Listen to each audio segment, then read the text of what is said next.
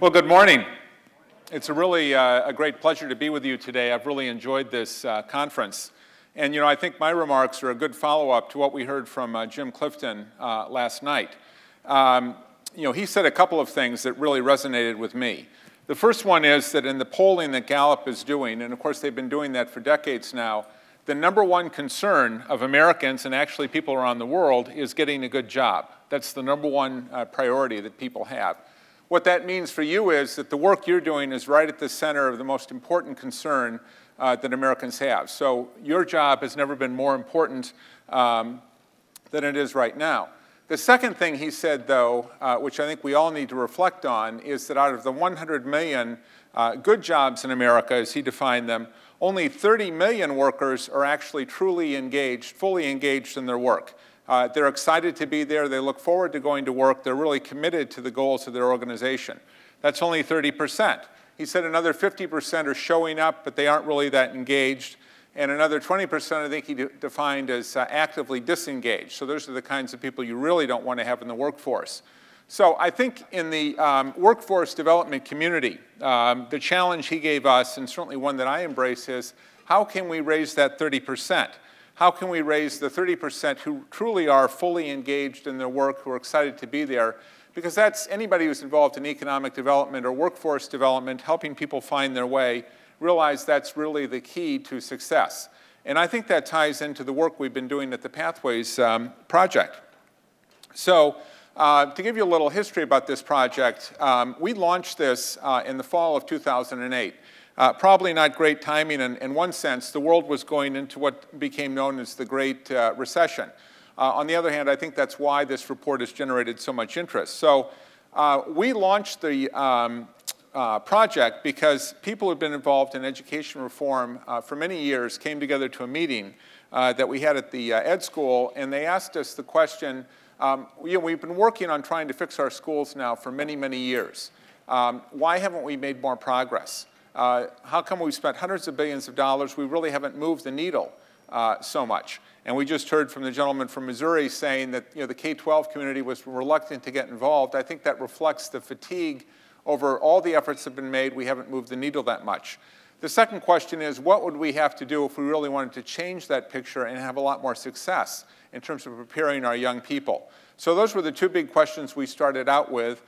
In addition to doing research, which you would expect us to do, we decided to work with some partners out in the so-called real world, way beyond the ivory tower. One of those groups was right here in Illinois. We've been in Illinois now for over 3 years, and we're actively involved in the creation of what's called the Illinois Pathways Initiative, which I'll talk a little bit more about. We also worked with some folks in Silicon Valley, including Cisco, which were very interested in this. So we then released our report about a year ago in February of 2011. And at the time, we didn't know what kind of response it was going to get. At Harvard, we have a library called the Gutman Library. It's connected with the Graduate School of Education. And it's full of reports on how to fix our schools, how we can solve this problem. But most of those reports are just gathering dust. In contrast, this report has just resulted in an overwhelming number of requests. At this point, I just tallied it up. I've been to 31 states since the report came out, including South Carolina twice. One of my colleagues has been to Missouri. This extends all across the country. Very strong interest in New England, throughout the Midwest, the West Coast, Hawaii, as well as the South. And the other interesting thing is it cuts across the political spectrum. We probably haven't been in such a polarized political environment for a long time, but this is one issue that really resonates on both sides of the aisle. One example of that is last fall I was asked to address a group of leaders in the Wisconsin legislature. These were senators, members of the House, and if you know anything about Wisconsin, you know that they're in an incredibly polarized environment right now. As a matter of fact, they're trying to recall the governor.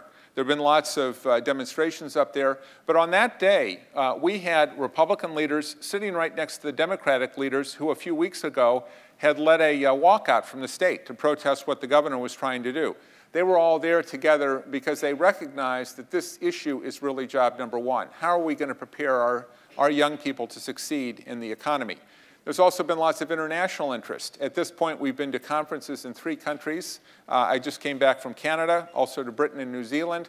And last night, believe it or not, while the rest of you were probably having a good time, I was in an interview with Chinese radio.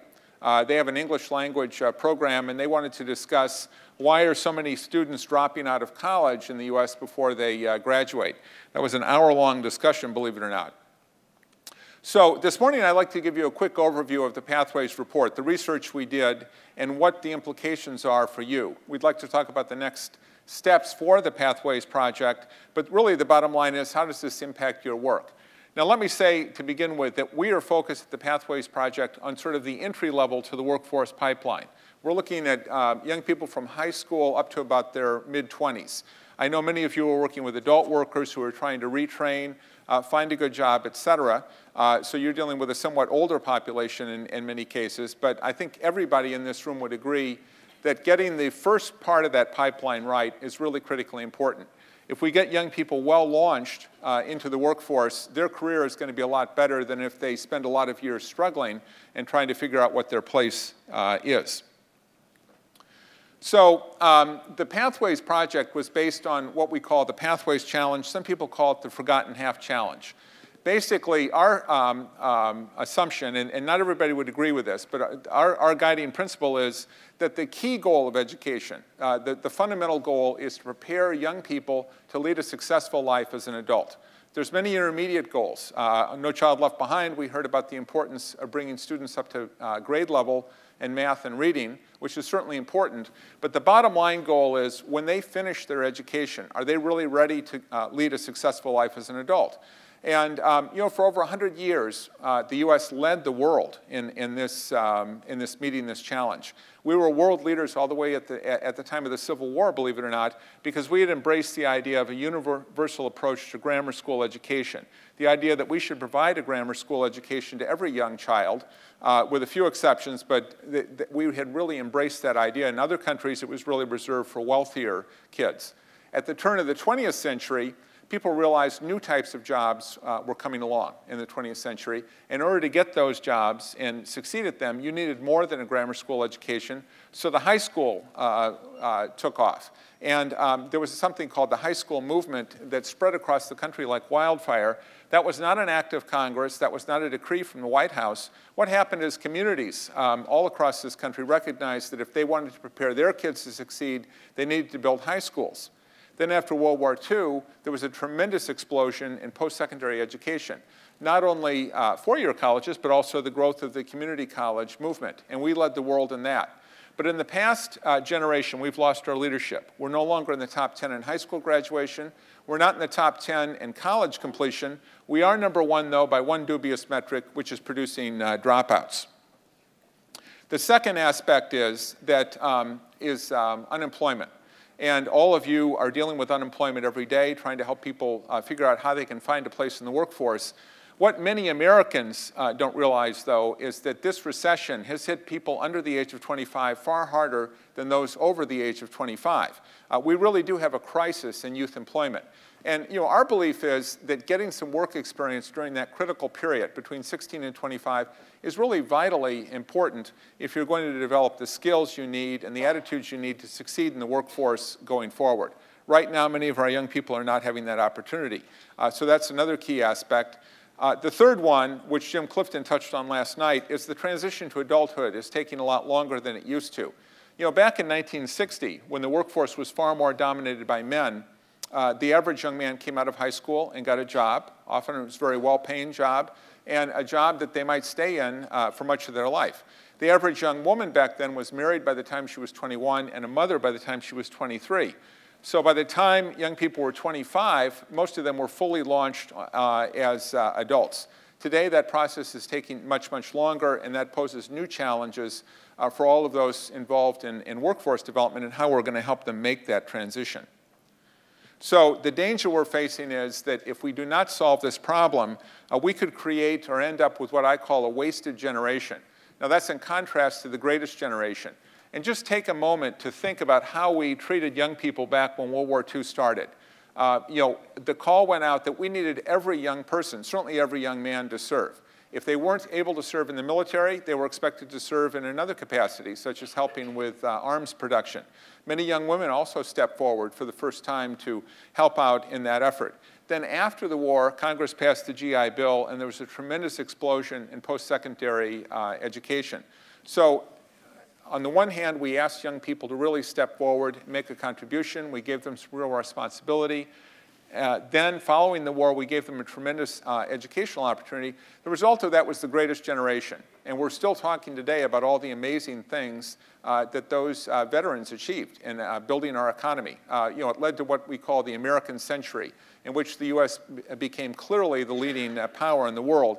Today, we face the opposite problem. If we don't solve this issue of how do we prepare young people to succeed, we could end up with a wasted generation with millions of young people who never really find their place in the economy. And that's why this work is so important. So one starting point for our research was to look at what we need in terms of the labor market. Now, this is not news to anybody in this room. You're all very familiar with this. Basically, what we're saying, though, is that a high school degree used to really be the passport to the American dream. And a generation ago, in the early 70s, if you had a high school degree, the odds were pretty good that you were going to be able to get a job that allowed you to achieve the American dream as defined then. That you're going to own a house, you're going to be able to send your kids on to further education, and you're going to have a comfortable retirement. Today, increasingly, if you want to achieve that dream, post-secondary education is really essential. And you're all very familiar with that. But this graphic here has gotten a lot of attention as I've gone around the country. This is based on research done at Georgetown, and what it shows is how much education you actually need in today's economy. This reflects jobs that are being created in the current decade. Now, if you go and talk to parents in many communities and ask them, without showing them this slide, what they think is necessary, almost all of them will say, you need a four-year college degree. That's become the common assumption in America. What this graph shows, however, is that common assumption is simply flawed. The dark red slice of the pie, the 33%, a third of the jobs actually do require a four-year degree or higher. Those are your engineers. Those are your biophysicists. Those are your doctors and lawyers. They do require a four-year college degree, and we're not suggesting that we downplay that or demean that. What we do need to recognize, though, is another 30% of the jobs, sort of the orange slice of the pie, those are jobs that require post-secondary education. You need to go beyond high school to develop skills, but less than a four-year degree. That's where the technical colleges come in. That's where community colleges come in, the kind of education they provide. That's where apprenticeships are so important, and that's an area we need to expand. And the top slice of the pie, 36%, those are jobs that still require only a high school degree or less. The problem is many of those jobs are increasingly poorly paid. So as educators, we're trying to encourage every young person to get at least some education beyond high school. But as we do that, we need to recognize the goal is not to send everybody to a four-year college. Rather, the goal is to equip them with the skills they need to succeed in the workforce.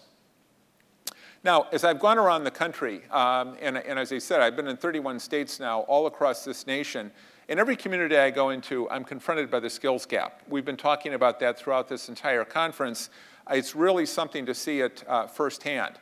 What I found again and again is a mismatch between what educators are talking about on the one hand, what the economy needs on the other. One of the first examples of this came in Hawaii. And Hawaii, like a number of other states, set up what we call a Pathways Conference. The idea of a Pathways Conference, and some of you might be interested in trying to do this, is to bring together the key stakeholders in your community, the educators, the business community, political leaders, and foundations if they're active in this work, certainly groups like the Chamber. And what we do is we look at who is being left behind right now. Who are the young people not being prepared for success? Then we look at what does the business community see happening? What's going on in the economy? What jobs are really growing? What jobs are really needed? Then we talk about how we're going to fix this problem. How are we going to help more young people find a pathway to success? So we had this Pathways Conference in Hawaii. It's about a day-long conference in Honolulu. We had people from all the islands there and many prominent political leaders. So the education leaders said their goal is STEM. Now, certainly we all know about STEM. There's lots of good jobs in STEM. But it's a relatively small fraction of the jobs in Hawaii. Then we had the business panel get up. And not surprising to anybody who's been to Hawaii, they said, well, you know, the #1 industry in Hawaii is actually still tourism and hospitality. And the problem is that that was not a priority for the education system. Now, you might say, well, you know, hospitality is really a dead-end job. We don't need to train anybody in that area. Anybody can work in a restaurant or a hotel, which of course is not true. What I pointed out is that, you know, other countries have woken up to the potential of this industry. It's one of the largest industries in America, and they take it seriously as a real profession. Switzerland is one of the best examples, and I'm going to talk a little bit more about the Swiss system later on. But in Switzerland, they train people for hospitality through a very ambitious apprenticeship program. One of the requirements of that program is that if you go through that, they expect you to come out trilingual, speaking French and German, because Switzerland is a bilingual country, as well as English to deal with all the American tourists who don't know Swiss or German. So they really take it seriously. You know, this is a real profession. In Hawaii, they hadn't embraced that. One of the problems that resulted from that is the Chamber had done a study there that found the quality of service provided in Hawaii has actually fallen below the level that you can find in Asia. That's really a serious problem because a high percentage of the tourists that come to Hawaii are actually from Asia. So in other words, they're flying out to Hawaii only to find the quality of service is less than they could get closer to home. That's what we call global competition, and if they don't address that challenge, they're going to end up losing market share and the economy is going to suffer. So that's a great example of what I'm talking about. They weren't putting priority on the industries that were really vital to the economy. A second example came just a couple of weeks ago. I was up in the great state of Wyoming, in Gillette, Wyoming, which is really in the center of the energy boom that's happening in the US. Gillette really doesn't have an unemployment problem. If you're willing to get out of bed in the morning and go to work, you can find a job in Gillette. As a matter of fact, they told me that Walmart had a sign, help wanted, no urine test required. Now, anybody who knows anything about Walmart realizes what a radical statement that is for Walmart. I mean, it's unbelievable that they would put a sign up like that. But that just shows you if you're willing to work in Gillette, you're going to be able to get a job. Now, the reason I was invited to speak there is they surveyed parents, and what the parents were telling their young people is, you need to go to the University of Wyoming. Okay, that's down in southern Wyoming in a town called Laramie. The problem is, if you go to the University of Wyoming, where are you heading? You're heading the heck out of Wyoming. You're not going to work in Wyoming. The vast majority of people who actually graduate from the University of Wyoming leave the state. Why? Because the education they're getting really does not equip them for the jobs available. Now let's look at what's going on in Gillette. You can get a job, and believe it or not, many of these jobs are held by women, driving one of the big trucks. I'm not talking about a Ford F-250 or something like that. We're talking about a really huge vehicle moving coal in those open pit coal mines out there. The Powder River Basin is one of the greatest coal production areas in the US. Some of those drivers are making $80,000 to $100,000 a year. That is not a job that requires a philosophy degree from the University of Wyoming. Matter of fact, that would probably be a detriment for that job. It does require technical skills, obviously the willingness to work hard. It's an incredibly well-paying job. And by the way, $100,000 goes a lot further in Gillette than it does here in Chicago. So again, they're facing a mismatch between what's going on with the economy and the skills, what's coming out of the education system. A third example is manufacturing, and I've seen this in all across the country again and again. In South Carolina, Pennsylvania, certainly in Wisconsin many times, and also in the state of Washington, where I was invited out to, they had an aerospace summit out there talking about the aerospace ecosystem. So we all know that Boeing is there, but surrounding Boeing are lots of other suppliers. They have over 200,000 people working in the aerospace industry, but they are really concerned about the pipeline. Why? Because many of the people working there are middle-aged, they're approaching retirement age, they need to identify the next generation that are going to build these jets. And by the way, Boeing is arguably the most competitive manufacturer in America. It's certainly one of the top ones. What they produce is very expensive. Those jets are not cheap at all. As a matter of fact, they're probably the most expensive export we have, and yet they're the world leader in what they do. These are really terrific jobs, and yet they don't see the pipeline. Why is that? Well, in the conference, we had a guy from MIT who actually studied this, and he said one reason is if you don't get some exposure to working with metal when you're a young person in high school, the odds you're going to grow up and build the Dreamliner are close to zero. Now, that's probably a good thing. You wouldn't want someone building a plane like that with no knowledge of what it's like to work with metal. The problem is those types of skills had been devalued by the education system. Their thinking was, we're moving into the 21st century. Why do we need to worry about metal anymore? Now we're going to be creating apps and stuff like that. They were downgrading the very thing that led to the strength of their economy. And Boeing is very concerned about how they're going to meet that challenge. So looking at all of that, what we're recommending is we need to change our definition of success. We need to move away from the idea that the four-year college degree is the only legitimate measure of success. One of the people we've worked with in this project is Gene Bottoms. He's head of a group called High Schools That Work, which is based in Georgia, works with many high schools around the country. And Gene is a Southern Baptist. He's not afraid to admit it. And he likes to say that we Americans believe there's only one road to heaven. And that road to heaven consists of taking a college prep curriculum in high school, taking your ACT exam, and then going to a four-year college and earning your baccalaureate degree. The problem is only 30% of our young people, by that definition, are reaching heaven by the time they're in their mid to late 20s. Only 30%. So I don't know what your theology is. The question is, where are the other 70% who haven't gotten to heaven? So, this is, it might be funny, but it's got very serious implications because the message it sends to so many young people is if they don't go to that four-year college and get that degree, somehow they're a second-class citizen. They're a loser. Their future is limited. They tend to develop a very negative perception of themselves. And that's a culture we really have to change. It simply is not true. What we need to promote instead is that there's multiple pathways to success. For some young people, going to a community or technical college makes a lot more sense than a four-year college. It often leads to job placements. I'm sure you've worked with people who've been through these programs. We need to expand those. And frankly, we have a lot to learn from the US military. As we did the research, we found the military has really been a leader in combining work and learning. That's because the military doesn't have the luxury of enlisting a young person and saying, okay, you're going to spend the next 3 years sitting in the classroom, and then we'll figure out what you're going to do.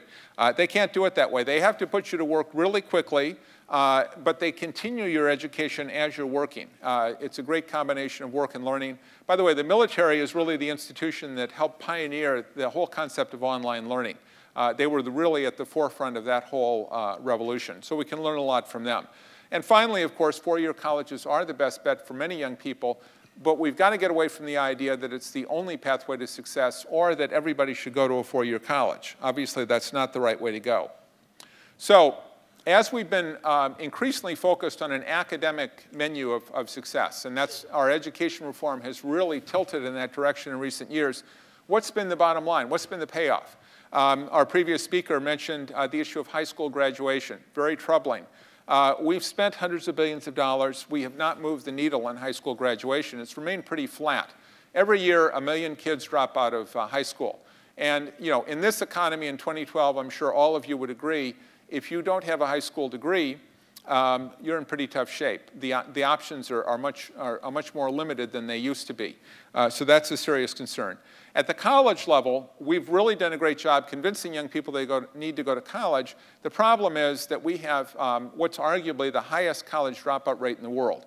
This chart shows here the red bar, 56% at four-year colleges. Even if you give a student 6 years, after 6 years, only 56% of those who enrolled have actually gotten a degree. And if you look at two-year colleges, only 29% have gotten a degree after 3 years. So we're producing a tremendous number of college dropouts. There are many reasons for that. One is the fact that we send a lot of students to college who really aren't ready for college. They end up taking remedial courses. In other words, they're sort of repeating high school. The problem is it's a very expensive cost. Another reason, frankly, is the rising cost of higher education. And we all know that student debt now has surpassed the amount of debt that Americans have on their credit cards. But the bottom line is that that pathway to success is simply not working for many of our young people. So the bottom line is, at the age of 27, almost a decade out of high school, only 40% of our young people have actually earned a post-secondary degree. About 30% have earned a four-year degree or higher. Another 10% have earned an associate's degree. So the majority do not actually end up with a college degree. Now, That's the academic side of the equation. If at most educational conferences, that's where this talk would end. We wouldn't be discussing anything else. At the Pathways Project, though, we looked at the other side of the equation, which is what you're concerned about, and certainly what ACT is working on. Are our youth really ready to succeed in the workforce? And in recent years, we've had a whole spate of reports from employers looking at this issue. Mary Wright from the conference board is here. She's been at the conference, and she helped lead a study that was published several years ago, Are They Ready to Work?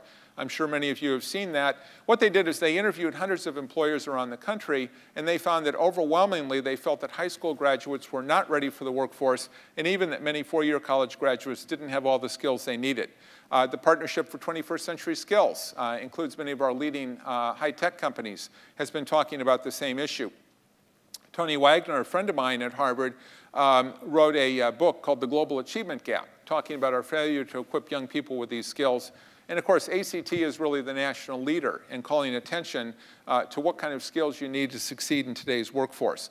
The bottom line is, though, that all of these measures, all of these different reports and certainly the work keys and everything show that many of our young people are not equipped with the skills they need to succeed. Now, combined with that is the problem of youth employment. We really do think that having a job is critically important to developing not only a work ethic, but many of the skills you need to succeed, even if the job's not related to what you ultimately want to do. It's even better if the job is related to what you want to do. But in recent years, we've seen a tremendous decline in opportunities for youth employment. Teen employment right now is at the lowest level since the Great Depression, and many of our young adults, 20 to 24, are also really struggling to make it in the job market. Matter of fact, the New York Times just did a survey of young people who graduated from Drew University in New Jersey last spring. Now, Drew has the unfortunate distinction of being one of the 10 most one of the 10 most expensive colleges in the U.S. So it's a very expensive place to go. What they found was quite shocking, though. A number of those graduates are unemployed. Others are working in jobs like Starbucks, are selling clothes in a retail store. It's not what they expected when they went to Drew, and it's an indication of how serious this problem is. And in fairness, this is not confined to the U.S. There's serious youth unemployment issues going on in many other countries. I was just at a conference, and there was a woman based in Greece. In Greece, youth unemployment is approaching 50%, which really may threaten the stability of the society going forward.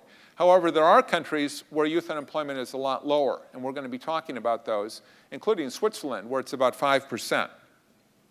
So this graph here shows what's happened. About 10 years ago, in the summertime, more than 1 out of 2 teenagers actually had a job. And they were employed, they were getting those skills. By the summer of 2010, it had fallen to fewer than 30%. And if you break that down by socioeconomic status and look at families making less than $20,000 a year, only 9% of those teenagers actually had a job in the summertime, only 9%. Now, I think everybody in this room would agree, if you're living in a family of making less than $20,000, those kids really need a job. We need to give them work experience. We need to show them there's a way for them to succeed in America. But right now, 91% are not getting that opportunity. And it's really, I would say it's a national crisis. So the first question we started out asking is, why are we failing to prepare so many of our young people to succeed? There's been many answers given to this. Some people say it's the teachers. Other people say it's the teachers' unions. What we're saying, though, is that our focus has just been too narrow. We've offered this one road to heaven approach when we really should take a much broader approach to education and youth development. And our conclusion is we're going to need a broader system of pathways to prosperity to solve the problem.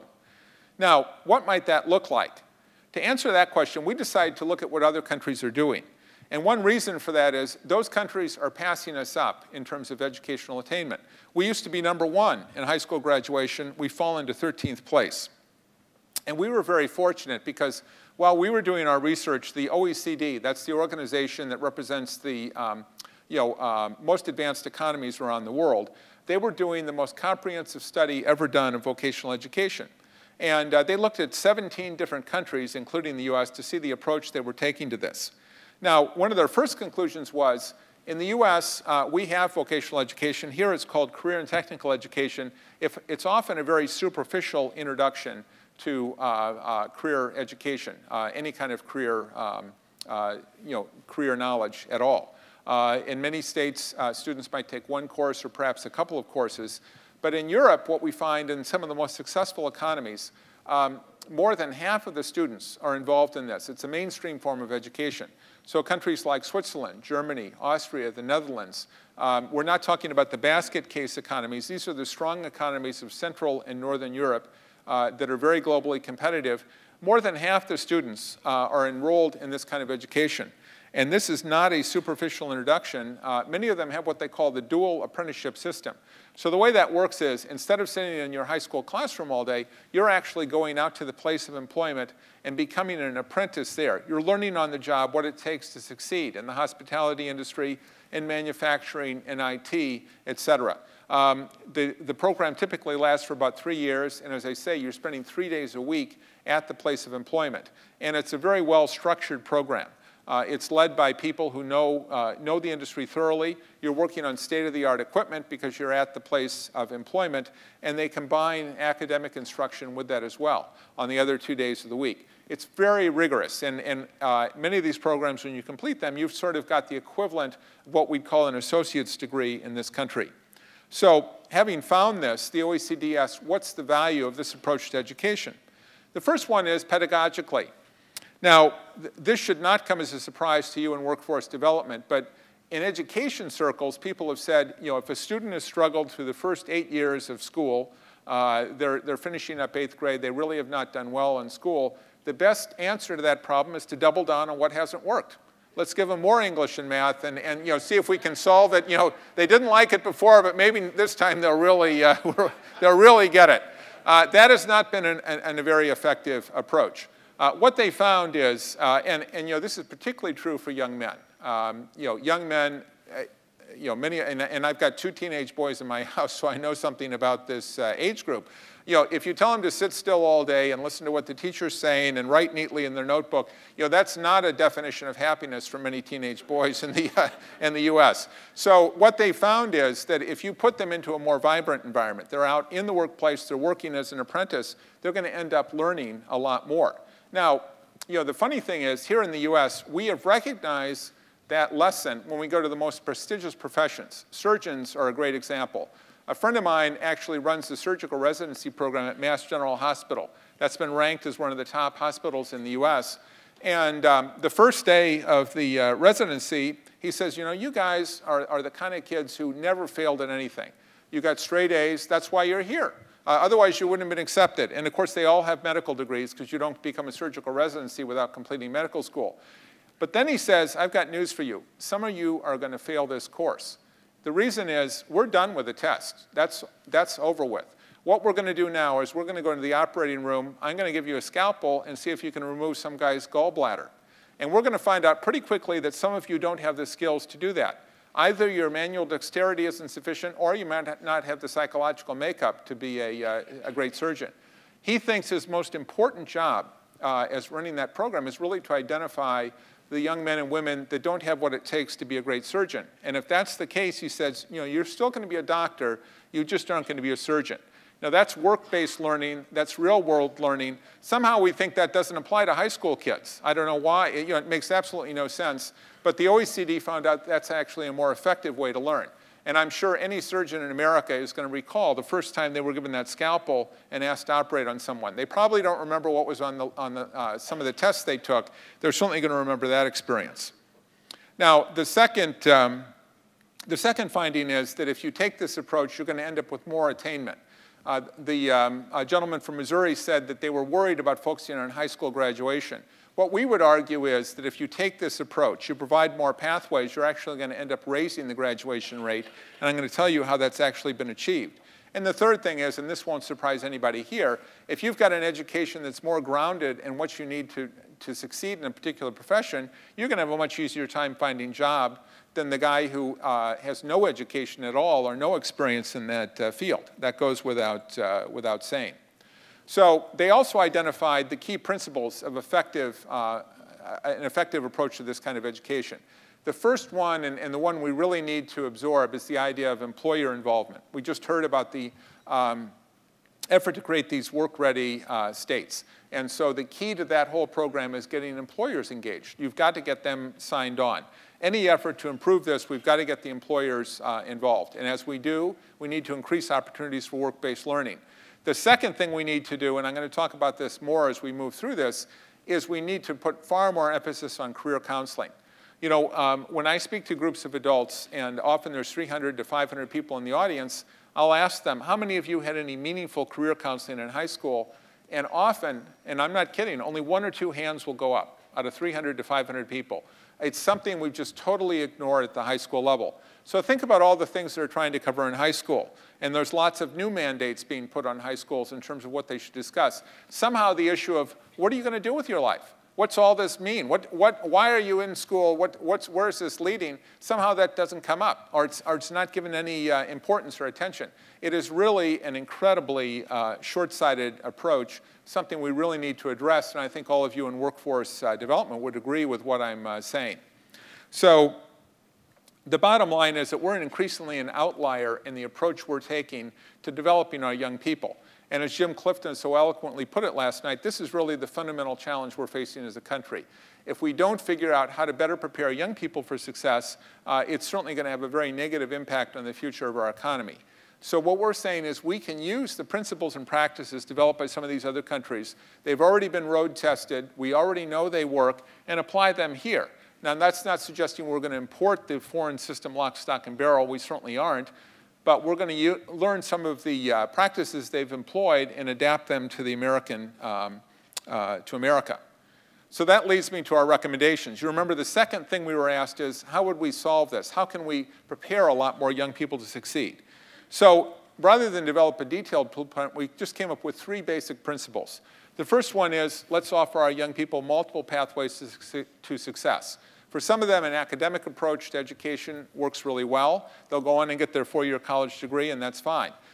But for others, it doesn't. And for those, we need a variety of pathways. Secondly, we need an expanded role for employers. If we're going to solve this problem, we cannot do it through increased government spending. We all know that there's tremendous restraints on government spending right now. We really have to have a partnership with our employers to do this. And that's what the whole concept that ACT is talking about right now is all about. Thirdly, we're talking about let's forge a new social compact with young people. Now, believe me, this is not a call for socialism. It's really, we just saw an example of it in the discussion here this morning. What you're trying to do in those states that are adopting this is bring together the state officials, you're bringing together the employment community, you're trying to get educators involved. Working together, you're trying to get a community that's more work-ready. And that's the idea we're talking about here. In all these communities, let's pull together the educators, the employers, government leaders, foundations if they're involved, and figure out how we can do a better job of preparing all young people to succeed. That's really the definition of No Child Left Behind. It's not what your test score is. The real question is, are you ready to be a successful adult? And if you're not, how are we going to work together to make sure that you are, and you're going to contribute to the community? So if we look at the concept of multiple pathways, there are several things we need to do. First of all, we need to elevate the importance of career education. Now, there's already some great examples of career education in the US. The problem is they tend to be islands of excellence. And I was just talking to Jim here during one of the receptions, lives in Georgia, saying that they decided to abolish what they call career academies in Georgia in Atlanta. Think about that. They're not going to offer all of those young people living in one of the largest cities in America the opportunity to develop their career knowledge, to find out what career might excite them. Now, recently, they've decided to open up a couple of academies, but they're still lagging behind the rest of the state. We need to make sure that all young people have access to high-quality career education. The second thing we need to do is put a lot more emphasis on career counseling. And I think this is an area in which all of you can play a role in changing the culture. You know, right now, the average ratio of high school students to counselors is about 500 to 1. And I'm sure many of you have or have had high school students in your family. You realize that those counselors are, first of all, they're dealing with a lot of social and emotional problems that teenagers are confronting. Secondly, they're dealing with the whole college admissions process. At the end of the day, they have almost no time to talk about what are you going to do with your life? What are your career options? Many of them, frankly, don't have the training to do that. Unlike you, they don't understand what today's economy requires. I was talking to one superintendent, and I said, what are you doing in your school to provide career counseling? And she said, I just tell them to get the hell out of town. Why are you doing that? Well, the only jobs available here are flipping burgers at McDonald's. Now, that was a grossly inaccurate statement. This is a community of about 40,000 people. There's all kinds of industries. The only one that she could see was McDonald's. And so she said, well, the only future for these kids is to leave. And I'm trying to get them to leave. So she's totally out of touch. You don't want someone like that providing career counseling, believe me. So what we have to do is put a lot more emphasis on career counseling. And I think it should really be the centerpiece of what our education system is all about. Now, it didn't come up in the panel discussion, but South Carolina has been a leader in this. They passed an act through the legislature several years ago that said that they wanted young people in South Carolina to develop a life plan. Now, this was done with the recognition that young people are going to change their minds, certainly as their interests evolve.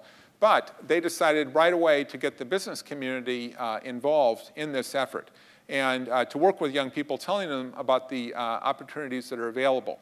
When I was down in South Carolina last December, a number of business leaders told me they think this is really beginning to pay off, that it's beginning to increase the high school graduation rate, that more young people are beginning to see a real purpose to their life. That's because the business community has gotten involved in helping to solve this problem.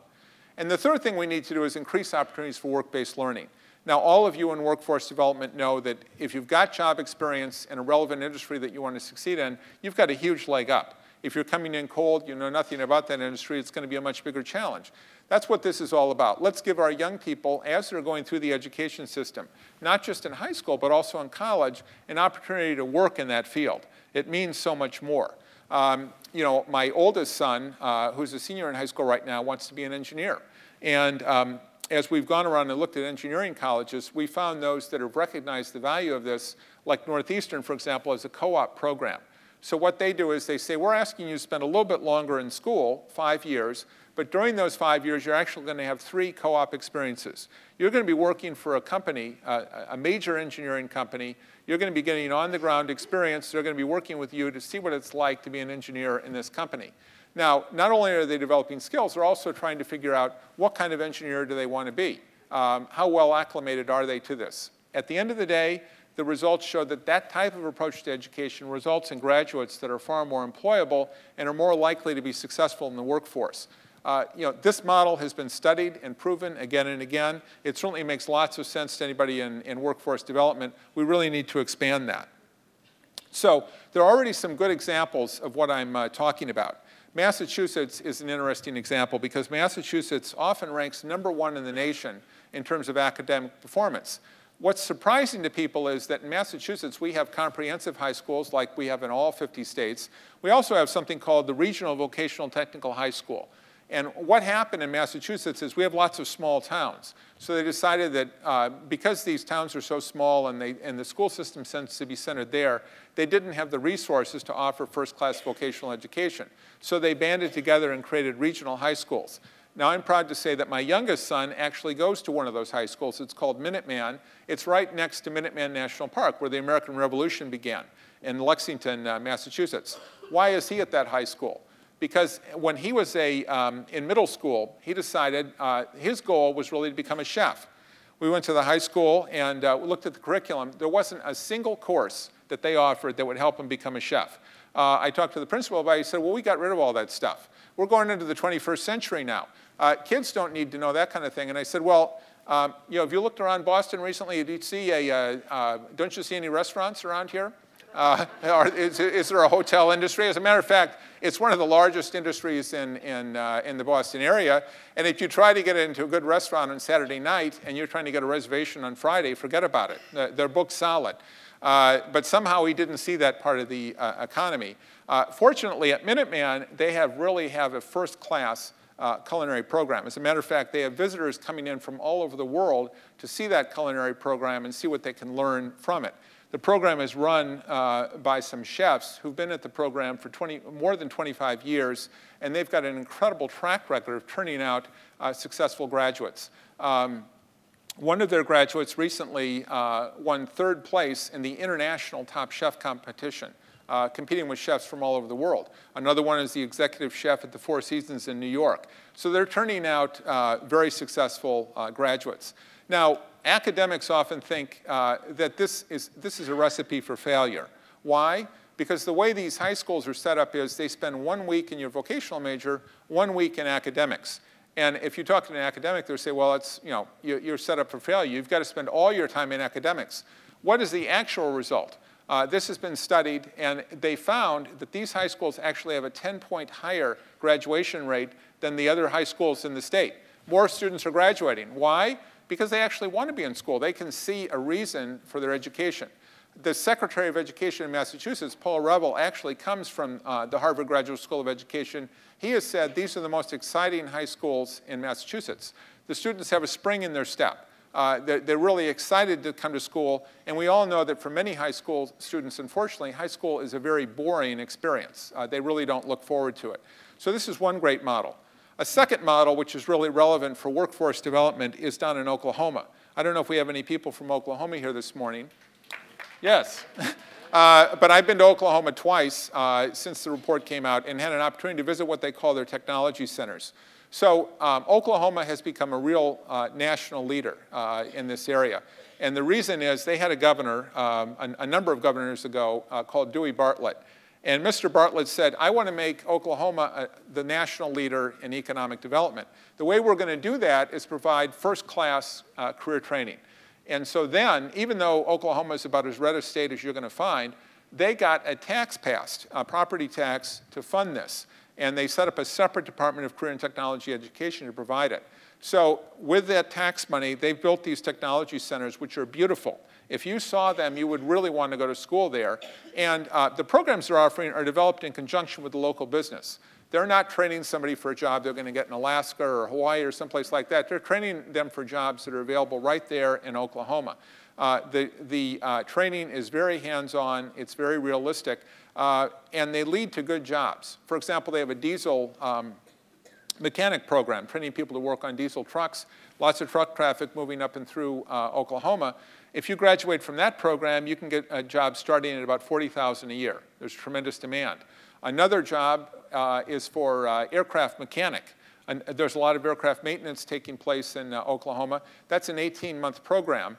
And those jobs start at least $50,000 a year. Many are making far more than that. These are really good jobs. They're very technically demanding. None of the jobs they train people for, though, are really 4-year college jobs. They're jobs that require these advanced technical skills, but less than a 4-year college degree. Now, the other interesting thing they're doing in Oklahoma is this is not a segregated program just for high school students. They actually blend the high school students in with adult workers. And I think for the high school students, the impact that has is pretty profound because instead of sitting in class with other people about the same level of maturity that they are, they're sitting right next to adults in their 30s, 40s, or whatever, learning on the job. And I saw one program in Oklahoma City where they were doing web development, that kind of thing. A young woman there was working next to people who were much, much older than her, but she was really the whiz kid. She got a job paying $75,000 a year coming out of that program. It's really a program that works. I think it's a model that needs to be studied around the country. So if we're going to achieve this dream of having multiple pathways for people, and I think everybody in workforce development realizes the importance of this, the first thing we have to do is overcome the cultural resistance. We have to get away from this bias that the only road to success, the only real legitimate way to go forward is to get a 4-year college degree. And at the same time, and I think you would all agree with this, we've got to elevate the prestige of professions that are critical to the functioning of this economy. We've got to get away from the idea that the only professions that have any value or prestige are the so-called elite professions, many of which do require a 4-year college degree, and recognize the vital importance of many of these jobs without which our economy cannot function. Auto mechanics is probably the leading example. I was at Palo Alto High School, which is right across the street from Stanford University, and the superintendent said, I want to get rid of that program. And he told me this after I spent 3 hours trying to get to the high school. They had told me, I was coming down from Sonoma County, they said, well, Get on the highway about 7:30, you'll be here in 2 hours. Well, it took me 3 hours. Why? There was so much traffic. And he said, we want to get rid of that program. That's not preparing our kids for the future. I said, well, I just came off the 101 and all this traffic. Who is going to take care of those cars going forward? You see a society in which people are just going to park the car by the side of the road and buy another one. It's totally unrealistic.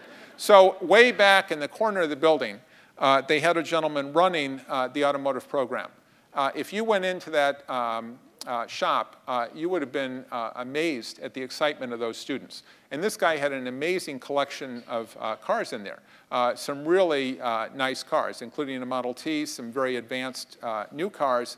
Students were all over them. And he had a website in which he posted testimonials from students. Student after student said, this is by far the most exciting course I took in high school. And yet the school leader was saying he wanted to get rid of it. Obviously, we're going to need people like that going forward. It's a vitally important job. And it's time to start raising people's awareness that these are valuable jobs and really raise the prestige of them. And that's what I like so much about the Swiss system. Because they put 2/3 of their kids through this apprenticeship system, they create much more of a culture in which these jobs really are valued and respected for what they are, true professions. And that's really the key if we're going to get to the idea of 60% of our workers really excited to go to work. We've got to elevate that status and, of course, use career counseling to help people get into the right area. But I think all of you have a role to play in this cultural revolution we need in terms of changing the perception of what success really means and the value of these different jobs. So the second principle that we have is the idea of expanding the role of employers. And we do not think we can solve this without employers. I know all of you agree with that. Otherwise, you wouldn't be in workforce development. So what can the employers do? There's 3 things we think they can play a vital role. The first is career guidance. As I say, our existing career counselors simply don't have, our existing high school counselors don't have the ability to do this. If we're going to solve the problem, we have to get employers directly involved in helping provide counseling to young people about what the job opportunities are. And so often, right now, because we don't provide it, it's based on misinformation or what families or friends have said or what they see on TV. So there's explosive demand for CSI programs. Why? Just look at CSI Miami. If you get a job in that field, you're going to be driving around in a Hummer, you're going to be working with really beautiful young women, and life is going to be great. I mean, that's not I don't think it's a very realistic depiction of what it's like to be a CSI, but the demand for that is overwhelming. Why isn't it? I mean, they're glamorizing that profession. They aren't talking about all these other vital jobs that actually exist in the economy. So the business community has to get involved in this career guidance. Secondly, business can help design high-quality programs of study. And that's already happening. We just need to scale that up. We need to get a lot more business involvement so that those programs really do prepare young people for success. And thirdly, as we've discussed, we need to provide opportunities for work-based learning. So one example of what I'm talking about is actually right here in Illinois. The Illinois Pathways Initiative, which we unveiled down at State Farm's headquarters on February 9th. The governor was there. The lieutenant governor was there. And this grew out of the Pathways work. I've been working with that group, which includes the Illinois Business Roundtable and the State Board of Education now, for over 3 years. And the way we set that up is we want to increase the quality of career education in Illinois, but we want to do it in partnership with the business community. So the way that's going to be done is they're going to create learning exchanges in these key areas like manufacturing. We're going to get manufacturers involved. Ron Bullock, by the way, who's here at this conference, has been a real leader in that effort. We're going to get manufacturers involved. They know what's needed. They're going to be able to provide some of the career counseling, provide internship opportunities, et cetera, working together with educators to provide the education they need. And of course, certifications are going to be a key part of that whole effort moving forward. So it's a great example of how employers are being engaged. And these other programs on the slide, Year Up, the Wisconsin Youth Apprenticeship, and the National Academy Foundation are other good examples. So finally, the third principle we're talking about is developing a social compact. And again, I think that's an idea we've seen brought to life right here at this conference. Certainly, the concept of work-ready states is all built around the idea you've got to create this social compact. You've got to bring together the educators, the employers, the government leaders to make this happen. And so what we're suggesting is let's start by identifying the problem. Who are the young people who are not being prepared? Then how can we bring people together to solve that problem? By creating multiple pathways, by providing more career counseling, opportunities for work-based learning to put them on a pathway to real success. And so since the report was launched, we've seen this take off. I mentioned the Pathways Initiative. We've also, in a number of areas, worked with both communities and states to hold Pathways conferences. We held such a conference up in the Twin Cities recently. I was just at one in north central Pennsylvania, in St. Mary's, Pennsylvania. We've done another one out in the Puget Sound area and others in Arizona. So there's been a lot of interest. The idea is let's bring together these key stakeholders and talk about what the challenge is in that area. One of the most interesting ones I did was up in Fond du Lac, Wisconsin. I don't know if we have anybody from Wisconsin here today. But Fond du Lac is a very manufacturing-intensive city. One of the main attractions, I guess, is that it's pretty close to Green Bay. So if you're a Packer fan, it's convenient to that. But there's about 100,000 people there. The dominant industry there is manufacturing. And the chamber did a survey of employees, I should say, and found that more than half expect to retire in the next 15 years. So they have an aging workforce. The problem is they don't see the pathway, they don't see the pipeline coming up of young people who are going to fill those jobs. So they surveyed high school students and their parents, and they found that overwhelmingly they have a negative view of manufacturing. So if they don't solve that problem, what's going to happen? They're not going to have the workers they need. These are not jobs that require four-year degrees, by the way, although they are very good jobs. They're not going to have the workers they need, and frankly, it may not be that easy to attract workers to Fond du Lac. I mean, it's not a mecca that's naturally going to attract people.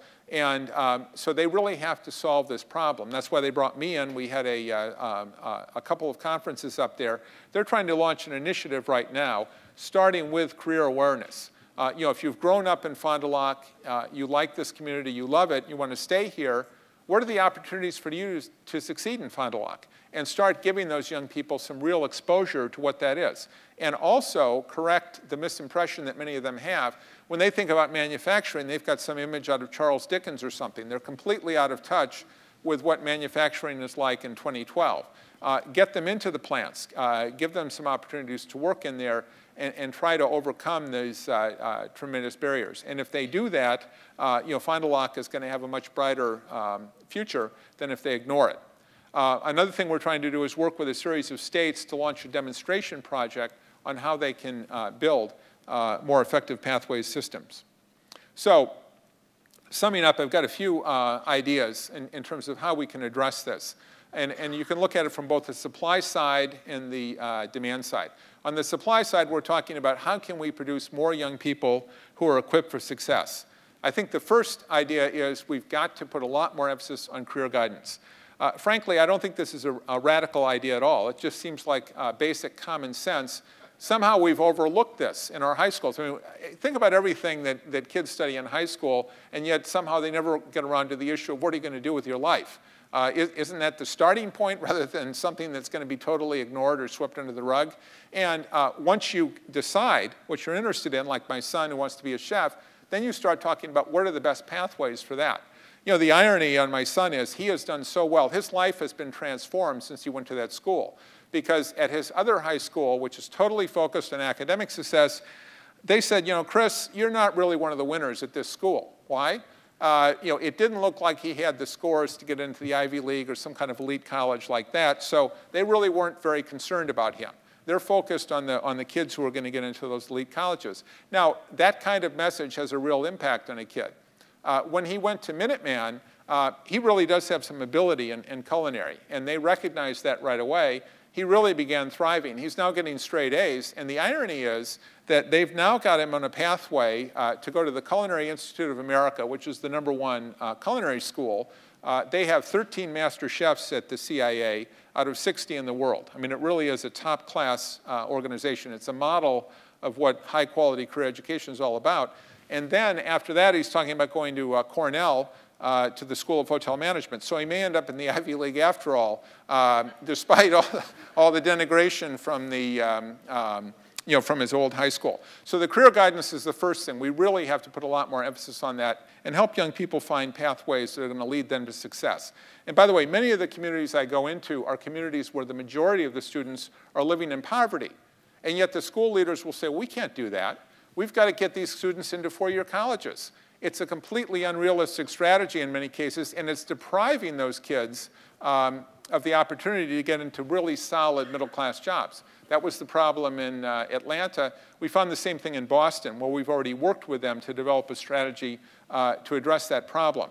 The school we worked with, Madison Park Vocational Technical High School, is a school where millions of dollars had been spent, but rather than focus on getting those students ready for the workforce, they were focused on test prep. Let's get them ready to take the academic test. So they were so focused on that that last year only 13 out of 1,300 students actually left the building to take part in co-op learning. The second issue we need to focus on is developing these multiple pathways. I think this is a great strategy, for example, for Missouri. They're concerned about the high school graduation rate. Instead of just doing the same old thing that hasn't worked, why not scale up high-quality career education in Missouri high schools? I think that's going to do a lot to raise the graduation rate. A third thing is work-based learning. We really need to provide that, and there's all kinds of reasons for that. Obviously, there's no better way for a young person to figure out if that's what they want to do. My nephew is a good example of how this can or can't work. He was very bright. He went to the University of Chicago. He got there, and his academic counselor said, boy, Kenneth, you're such a great student. We're going to put you in the pre-med track. Okay, he completed the track. Great grades, straight A's. Then they said, well, it's time to apply to medical school. He said, well, before I apply to medical school, maybe I ought to see what it's like to be a doctor. He went down to the hospital nearby, spent a couple of days down there. He said, I don't want to be a doctor. I don't like sick people. That's the last thing I want to do. And so all of that is out the window. A four-year education there will cost you about $200,000. He's not going to spend a day in his life having anything to do with medicine except as a patient. Why didn't somebody think of that to begin with? Rather than say, you're going to embark on this course, you're going to do all this study, get him to explore that ahead of time before he spends 4 years of his life going down that track. Now he's talking about going into the IT field. It would have been nice if there'd been some guidance and some work-based learning opportunities a long time ago to help him on his way.